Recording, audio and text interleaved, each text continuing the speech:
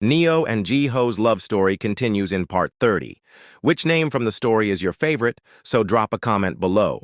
Don't forget to subscribe, share, and hit that notification bell. Thanks a lot. A short while later, Jiho sat across from Insu in his study. The room was dimly lit, the smell of fresh ink and old books hanging in the air. Jiho spoke in a low voice, summarizing quickly. Yura is out of the company. The younger maid is gone too. Taiho made sure of it. And as for Minjun's wife, the problem is being handled. Quietly. Insu leaned back, his face serious but supportive. You've done the right thing. Less noise, more safety. I'll stand with you in this. For a moment, silence settled between them. Then Jiho's expression softened, almost boyish in its vulnerability. There's something else, he said quietly. I'm planning to ask Neo to marry me.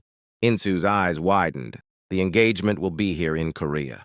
I don't want to take her far away or make it complicated. She deserves something beautiful. Insu chuckled softly, leaning forward. I knew it. She's the one who calms your storms. Jiho exhaled, almost relieved to finally say it aloud. She is. I want to give her that promise. A beginning. Insu placed a hand firmly on Jiho's shoulder, his tone both proud and brotherly. Then do it, and don't hold back. I'll be right there to support you. Jiho smiled, a rare softness breaking through the weight on his shoulders. That means more than you know. Insu grinned. So when it happens, just don't forget to give me a good seat at the front. They both laughed, the sound lifting the heavy air. But Insu's expression soon turned thoughtful. By the way, 2 days from now, it's the 10th anniversary of the orphanage in Gyeonggi. You remember? Jiho blinked, then rubbed his forehead. I had forgotten. You're right. Insu leaned closer. You know I always go as guest of honor. But this time you can't just stay in the shadows. You should come with Neo. She needs to see it. She needs to know the man behind the curtain. Jiho looked down at his hands, hesitant. I've been funding them for years quietly. Insu shook his head gently. She's going to be your wife. Neo deserves to know the depth of what you do, the good things too, not only the storms you fight. You've built more than a business empire. You've built lives for children who had nothing. Start there. The rest you can share slowly. Jiho let out a long sigh, both nervous and humbled. You're right. I will tell her. But I need the right moment. Find it, Insu said firmly. Because once she sees it, her love for you will only deepen. And besides, he gave a wry smile. Taiho needs to know too. He's your head of security now. If he doesn't see the full picture, he can't protect you properly. Jiho gave a quiet laugh, shaking his head. There are so many things I never imagined I'd need extra security for. Life has turned around so fast. Who could have thought even that man in the boardroom would risk publishing Neo's private words just to embarrass us? Insu's face grew solemn.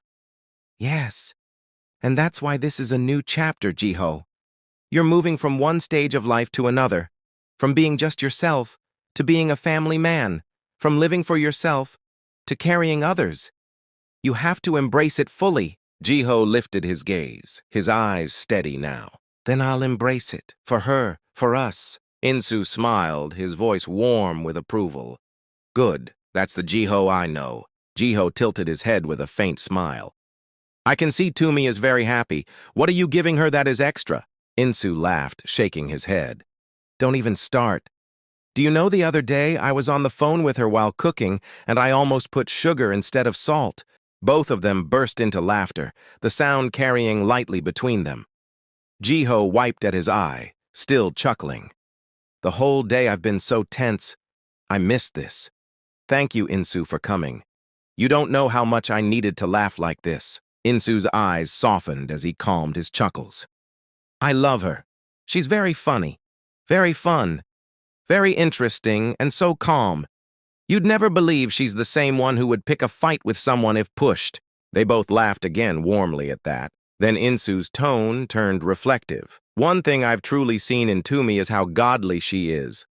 Most of her thoughts, her words, they're rooted in her faith. I think it's that faith that has shaped her soul. To be so loving, so simple, and so caring for others. Jiho's expression grew thoughtful. That's exactly what Neo is. Their way of believing, It shapes them into this rare kind of kindness, a kind we hardly see among our own people. Insu smiled, nodding. Let me leave you then, brother. I can't wait. I just need time with mine. You stay with yours. The two men shared a final smile. They laughed, then embraced warmly. With a clasp of hands, Insu wished him well for the day before heading out to pick up Tumi. The late afternoon carried an uneasy stillness. News of Yura's dismissal had already spread through the company corridors. She left the building with her head low, clutching her handbag, her calls to Jiho failing again and again. Each attempt ended in silence, and even when she tried the familiar number of her old maid, the line was dead. For Yura, the world was shrinking. Inside the Han estate, another departure was quietly unfolding. The younger maid, with hurried hands, stuffed a few clothes into her small travel bag. Her eyes were red from crying. She told the senior maid in a trembling voice that her father had collapsed and was lying in hospital. She needed to go at once. The senior maid, though strict, allowed her with a grave nod, promising to explain her absence to Jiho. She bowed deeply before leaving, unaware that her phone call had been a carefully crafted deception. Somewhere across the city, Taiho watched his console light up as her location signal blinked out, sealed from returning to the estate. He leaned back, calm, knowing she was gone without realizing she had been dismissed. By nightfall, two problems were already out of Jiho's life. Yura could not reach him, and the maid who once served as her bridge to the house was on a different path, chasing a father she believed was sick. That same night, Taiho prepared for the greater task. His eyes scanned the glowing screen in front of him. Minjun's wife, a dangerous woman, clever enough to mask her ambition beneath politics, ruthless enough to plan ruin with foreign hands. Her house was silent, her devices humming faintly. Taiho slipped on his jacket, tucked a slim black case under his arm, and stepped into the shadows. Tonight she would learn fear, not through death, but through silence. In the royal study, King Jihoon listened to Taiho's concise update. Minjun's wife had escalated.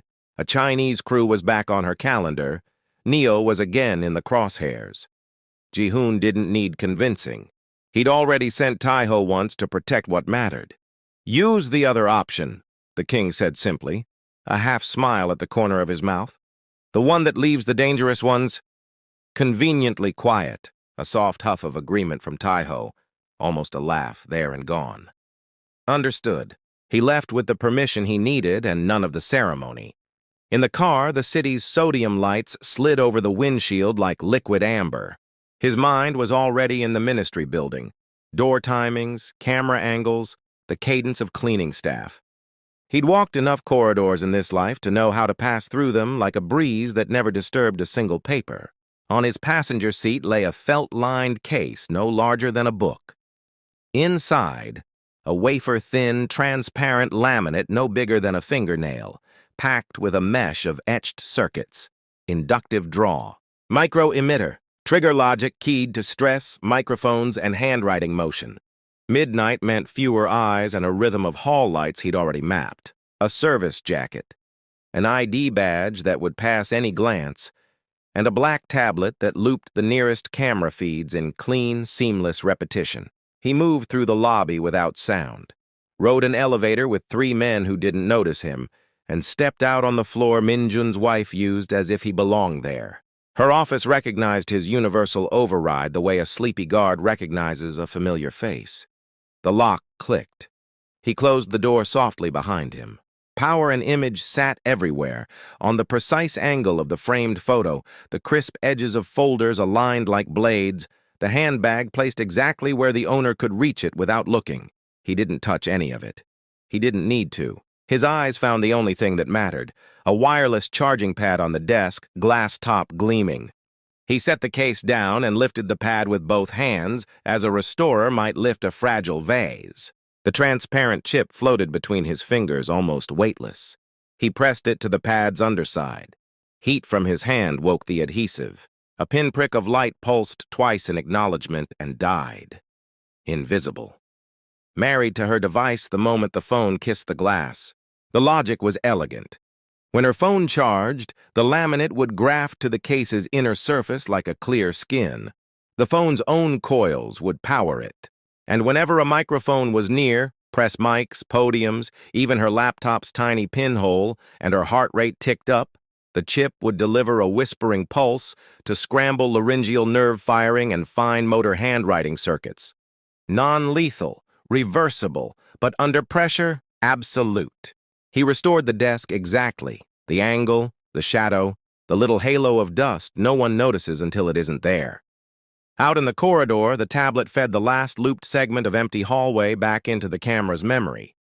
He rode the elevator alone. The city air outside tasted clean.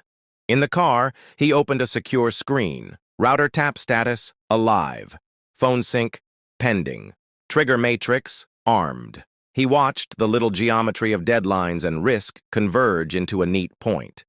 Then he put the car in gear and let the road take him home. Dawn. Minjun's wife, dressed like she understood what a camera lens wanted. Fitted navy suit, light pearls, hair smooth as lacquer. There was an extra brightness in her eyes. Today she'd close the circle. The Chinese men she'd hired would meet her mid-morning to finalize the solution, a chemical for the skin, a way to take a hand and make a life smaller. She enjoyed the feeling of saying yes to that kind of decision. It felt like power. She placed her phone on the charging pad while she reviewed a draft. That night, Taiho called Jiho, reassuring him that everything would return to normal by tomorrow. Just imagine, he said. Cheong, Minjun's wife, never existed in your life. Jiho smiled with joy, even though Taiho couldn't see him. Taiho continued, I can feel you smiling. He laughed, and Jiho replied, Yes, I was. Grateful, Jiho thanked Taiho and wished him a good night. However, he made a request for the following morning. Please stop by. I need your help with my engagement plan and travel routes. I can no longer take our safety for granted. We'll be available, Taiho assured him. Jiho returned to bed beside his sleeping beauty, Neo Molefe. He kissed her forehead, wishing her good night, and drifted into a peaceful sleep, as if the day held no threats for them. The next morning, Minjun's wife, Cheong, glanced at her phone and noticed a flurry of missed calls from Yura. Frustration from the previous day's mission bubbled inside her, and she decided against calling Yura back. I need answers, not laziness, she muttered under her breath, scoffing as she silenced her phone. Your brains are as little as your brother's, she added, referring to Yura. With a deep breath, Cheong prepared herself for the day ahead. She had to head to her office at the ministry, where important discussions awaited. Later that day, she would meet with the Chinese organizers to find a new way to get the chemical into Neo's hands. Dressed in her sharp navy blue suit, Cheong arrived at the office, ready to face the cameras and present her ideas. She felt the weight of responsibility on her shoulders, determined to make progress despite the obstacles. She placed her phone on the charging pad while she reviewed a draft. The glass hummed slightly. She didn't notice. At 9, she sat in a small ministry briefing. Nothing heavy, just a progress update, 3 cameras, 2 staffers taking notes. She began in that clipped tone she liked.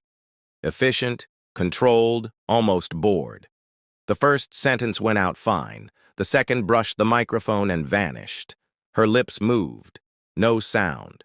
She coughed delicately and tried again. A thread of voice emerged, thinned to a rasp, then broke off as if a hand had pinched it shut. The junior staffer looked up. The older one lowered her pen with a crease between her brows. I'm fine, Minjun's wife said, except she didn't. Her mouth shaped the words, her breath pushed, but nothing carried. She felt heat rise at the back of her neck. She reached for a pen to anchor herself, to write a figure on the pad in front of her. The first digit formed cleanly. The second hooked into nonsense, her fingers suddenly rigid. The pen scraped a frantic oval. She covered it with her hand and smiled at no one. Let's conclude by memo, the older staffer said gently, already standing. In the hallway, she felt her voice return, hardly a sound at first, then normal. She caught herself testing it under her breath, cheeks burning with anger at the loss of control. By the time she reached her car, she had convinced herself, adrenaline, a fluke. The meeting with the Chinese men was scheduled for 10:30 in a bland hotel room that saw too many secrets to be surprised by any of them. Two men sat waiting, one flipping a paper cup lid back and forth, the other watching the door with still eyes. "You're late," the still one said. "I'm here," she replied, but she didn't. The shape of the sentence formed, the meaning didn't. A puff of air, a ghost of a sound. She tried again. A ragged whisper scraped out, then choked into nothing. The men glanced at each other.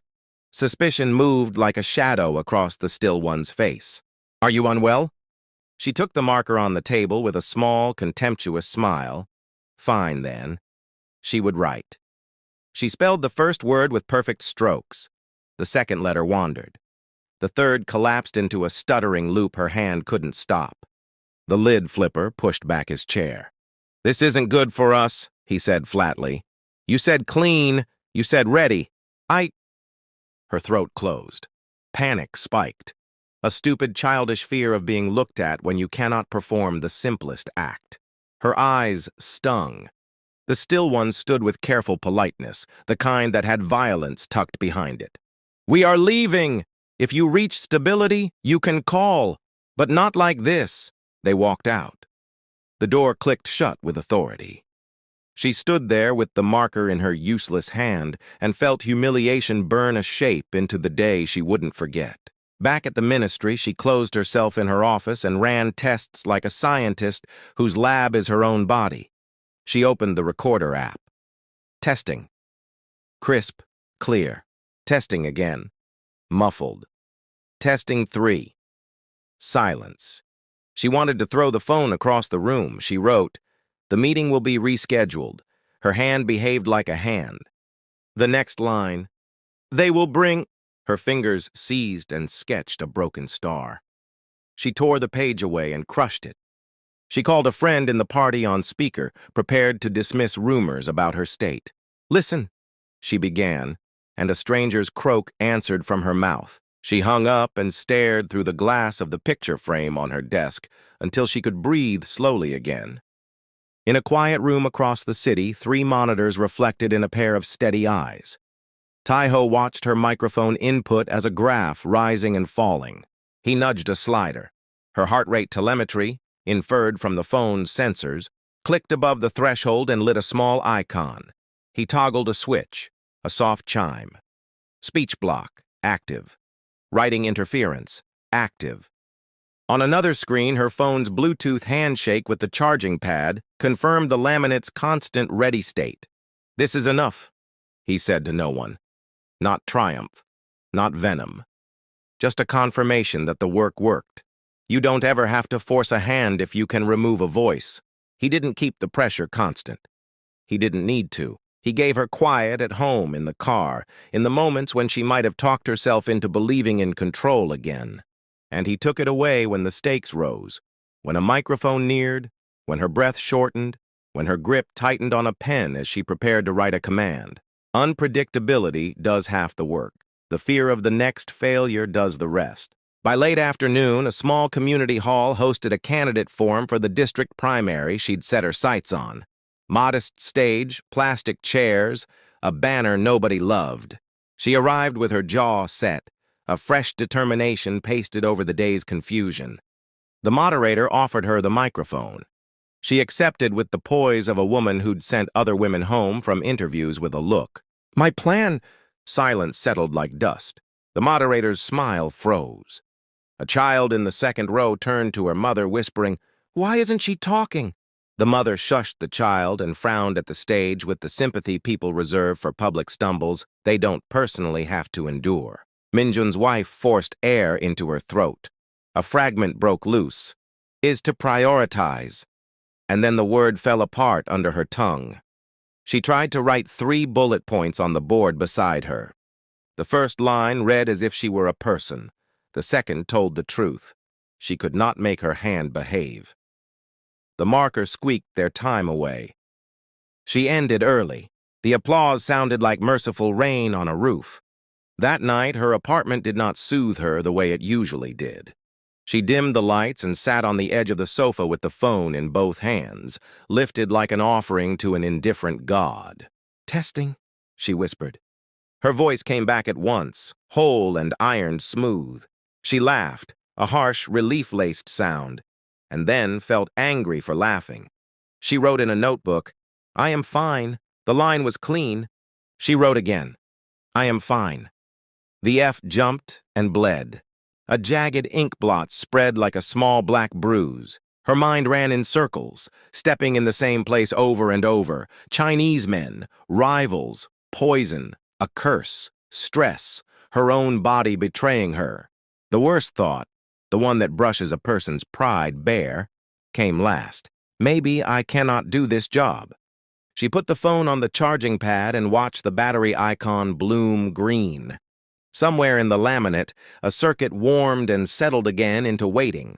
2 days of this are enough to ruin a candidacy without anyone ever saying the word ruin.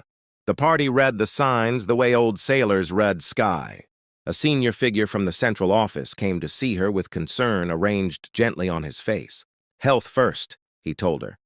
"You've driven yourself. Take a short break. We'll hold things in place for a week." She said she didn't need a break. He said nobody ever needs one until they do. He left a letter on her desk, signed and soft as a glove, a polite removal from the front line. The Chinese crew stopped taking her calls. Their silence is its own language. In the absence of new action, the old plot withers, the way a vine loses its ambitious curl when the trellis is removed. On the other side of the city, Minjun's wife stared at her reflection and mouthed words she didn't test aloud. She wrote 2 lines in a notebook and closed it quickly when the third misfired. She told herself it would pass. She told herself a rival would falter first. She told herself she was still in the game. The chip under the glass did not care. It would sleep until a microphone woke it, and then it would do what it was made to do. Remind a dangerous person that they were, at the worst possible moment, without a voice. In a small room filled with the glow of machines, Taiho archived his logs and powered down one screen at a time. Not with relish, not with revenge, with the clean relief of a craftsman who has fitted the final hinge to a door that must close softly and stay closed. He sent one more message, 5 words this time, over the secure line to Jiho. "You can plan the joy now." The reply arrived almost immediately. "We will." A second later, "Thank you."